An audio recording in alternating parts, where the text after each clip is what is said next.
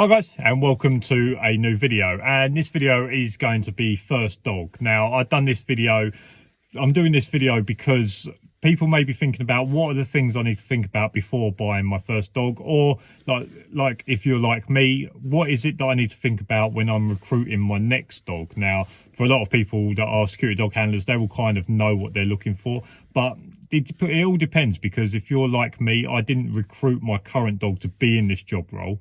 But my next dog that I do get, I am going to recruit specific for this job role. So I think it's just a few things to think about. I think I've got half a dozen.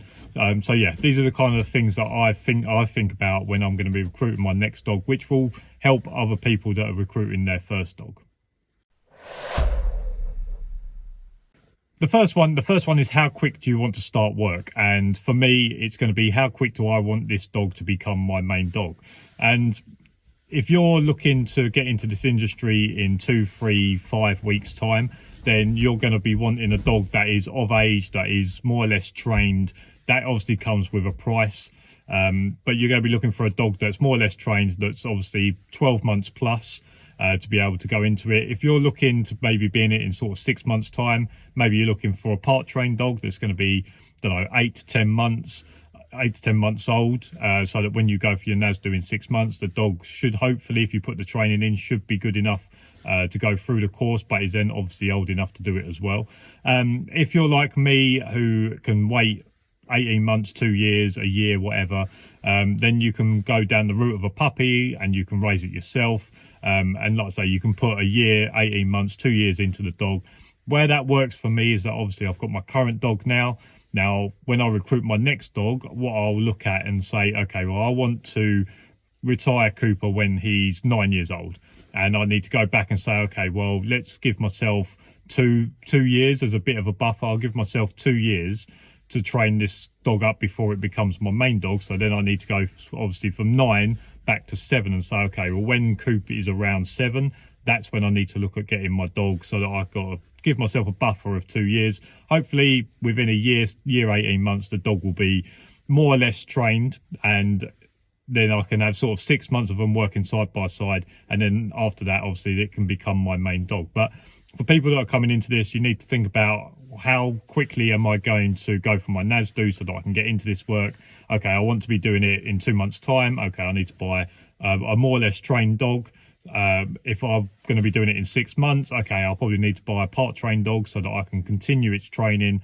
Then hopefully in 6 months it will be ready for its NASDO, etc. Or if you're like me, you're thinking, well, I can wait a year, 18 months, 2 years. Okay, I can go down the puppy route and I can take my time and do it all myself. Number two is, what breed do you want? Now, this is obviously quite a normal question of, what breed do I want? And for me, I think German Shepherds are the most all-round. They're kind of like a jack of all trades. Like, they're pretty good at most stuff. The other dogs, so you can have, in NASDO, you can sort of have German Shepherds, Malinois, Rottweilers and Dobermans. Dutch Herders are normally accepted, but the main four are German Shepherds, Malinois, Rottweilers and Dobermans. GSD for me is the best all-round dog, and if it is your first security protection dog, that's the one I would advise. Malinois are good, but they are a lot of hard work and probably need to be quite an experienced handler in order to have one of them. Rottweilers are okay. They're not the best. They're not the dog that people will probably know back in sort of the, back in the 70s and 80s. But they're decent. You can get good ones. They got a good, powerful bite. They are the ones that will end any fight with one bite. But like I say, they're kind of hit and miss. Dobermans, for me, unless you get one imported, I wouldn't even bother. So yeah, like I say, GSD. But I think it's important to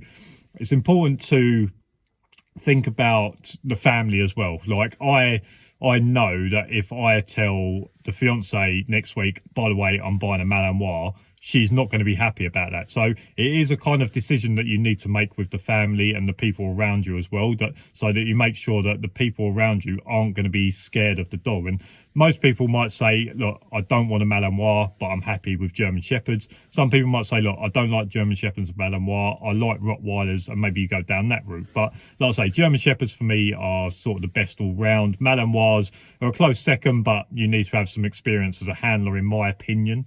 Rottweiler's a third, and then Dobermans only get one if you get one imported. But yeah, it's important to think about what breed, not just for you, but for also the people around you and the family and people like that.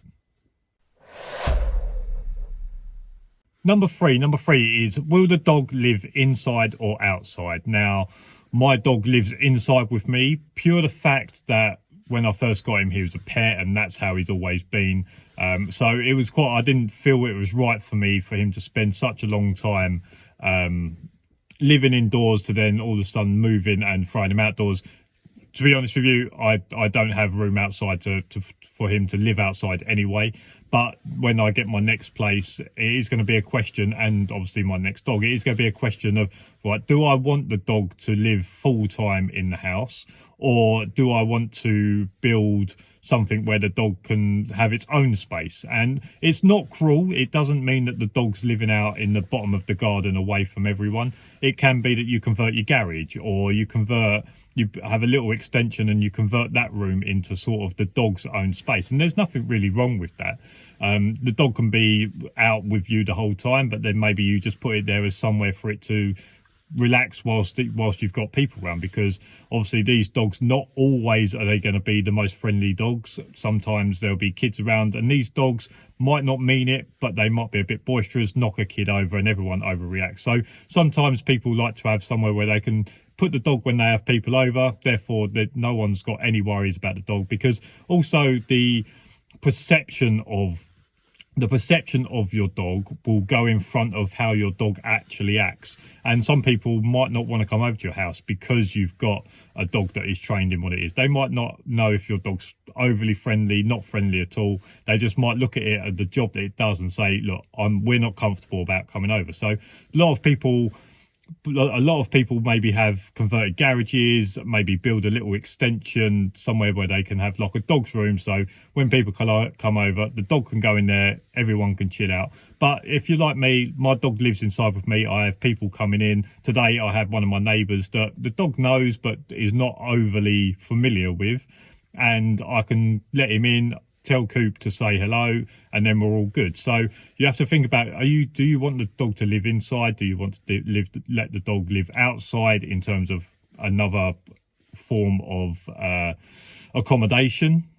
But like I say, there's nothing wrong with building an extension and a dog having its own room, etc. But it is something to think about, because maybe your partner and that doesn't want to have the dog living inside. And like I say, maybe the people around you, if you've got a young family and you don't want the dog knocking kids over, or your friends are saying, look, we won't come over if you've got that dog, just having somewhere where the dog can go and chill out whilst you've got people around might not be the worst idea.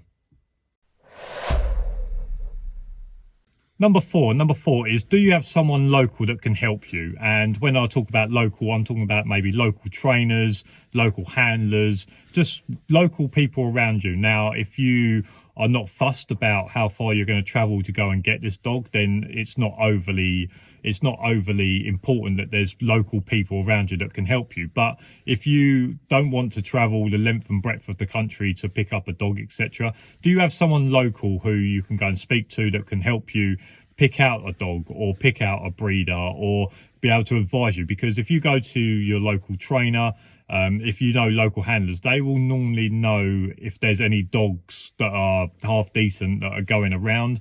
They'll be able to tell you if the dog's part trained, full trained, or whatever it is, or whether it's a green dog.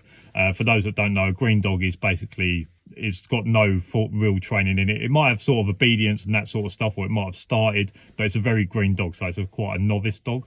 But yeah, having people that are around you that have sort of their ear to the ground in that kind of circle. So they will, like my trainer all the time is putting up, like he gets messages from other handlers saying, look, I need to rehome the dog, or I know someone that's rehoming this German Shepherd, it'd be good for security.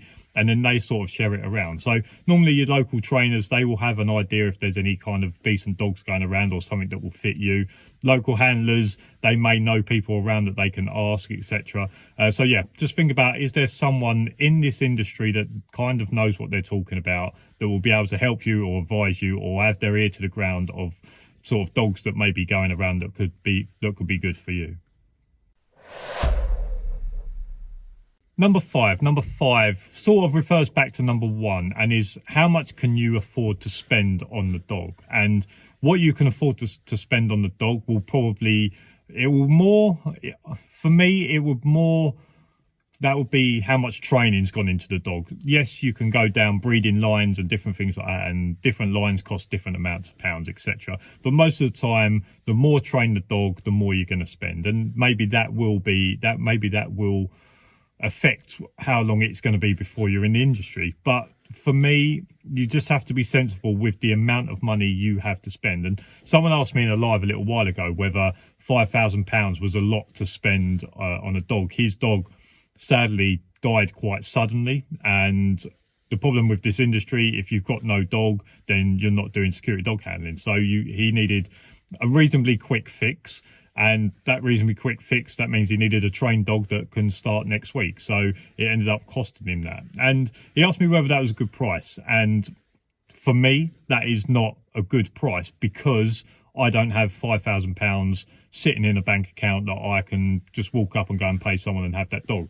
If I had £50,000 sitting in the bank, is £5,000 a good price for me? Then yes, because that means I'm back in work straight away and I'm earning money. I'm not going a month, 2 months, whatever it is, without earning any money. So the quicker you can get back into work, then the quicker that you can recuperate that sort of £5,000. So you need to just be specific. You just need to be sensible on the money that you have, that you can invest in this dog, especially when you're first starting, because you've got things like the van, the crate, all of the other things that you're sort of paying for, your NASDO or whatever. You just have to be sensible and say, right, this is what I can afford, and kind of stick to that. Maybe you can give yourself a bit of a buffer, because once you start getting into work, you can obviously maybe pick up some extra shifts and earn that money back quite quickly. But you need to have an idea in your head of saying, right, this is the amount of money that I've got to spend. Am I going to go and get a top dog for £1,000? No, I'm not going to get a really top dog for £1,000, but I could probably get a good dog for maybe £1,000 to £1,500. But then, like I said, there's constantly, at the moment, there seems to be dogs that need rehoming that are experienced in security dogs, in the security dog industry, that are maybe, I don't know, 2-3 years old, and you can get them reasonably cheap. Maybe the handler doesn't want any money for them, but sometimes you can pick them up. So just having an idea of what you've got to spend on a dog and sticking to that, I think, is sensible, because especially when you're first starting, you've got a lot of outlays for all the other stuff as well. And number six is, what is your 10-year plan? So anytime anyone gets a dog, I think that they should always think, like, what have I got coming up in the next 10 years? Is that, what am I going to be doing for a job? Am I going to be doing this job for 10 years? So am I going to be having a family? What is my 10-year plan? And I think that's sensible to think about, because a lot of people, I don't blame them for it, is that they get into this industry and they think, right, this is the dog I want, this is what I'm going to be doing, etc. And then maybe 2-3 years in, it's not the job that they thought it was, and then all of a sudden now they've got a 3-year-old German Shepherd that's trained in protection, that is not overly friendly, that they can't really have as a pet, and now they're stuck with a dog that they maybe need to try and rehome or whatever it is, and they haven't thought about what their 10-year plan is. And look, I understand it's hard when you're getting into a new industry to know whether you're going to be doing this for the next 10 years. I completely understand that, but you need to think about your 10-year plan of, you're going to have kids. Do you want to go on 5 holidays a year? Because if you're going on 5 holidays a year, you need to constantly keep passing that dog off to sort of kennels, or get someone to look after it. Like, it's not easy. For every time that I go away, I have to make sure that there's somewhere for the dogs to go, make sure there's somewhere safe, someone that can handle the dogs and be able to put them somewhere. So it's constantly thinking about that sort of stuff. If you're thinking about having a young family, I think that goes back to, is the dog going to live in or out? Like, what is your 10-year plan? And really think about it, and don't think about it with a clouded judgment of, all that matters is that I get into security dog handling. Be sensible about it, because like I say, it's not always the handler's fault, it's not always the dog's fault, but sometimes 2-3 years in, people are like, this job isn't what I thought it was going to be, I'm not overly happy in it, I'm thinking about dropping out. Okay, now I've got this dog that's not really a pet. The best thing for this dog is for it to go into security, but there's no one that, at the moment, that wants a dog. Now I'm stuck with the dog. So, like I say, what is your 10-year plan? Think about it. Be honest with yourself. Have a chat with your partner or whatever it is, and think about it before you get into getting your first dog, because they are a commitment. And like I say, 10 years, 12 years. Sometimes they live up to 15, but for the first sort of 10 years, it is a very big commitment. So that are just 6 things you want to think about before getting your first dog, or like me, things to think about when you're recruiting your next dog. So I hope there's something in there that maybe is a question that you hadn't thought about, or something that you can now think about and maybe make a better decision. If you like this video, make sure to give it a thumbs up. Subscribe down below for loads more videos. Down in the description of this is also my Patreon. If you like what I do and want to help support what I do and the message that I send out, then my Patreon's there. For £3 a month, you can really help me out. And yeah, as for now, I'll see you again next time. See you later. Thanks for watching.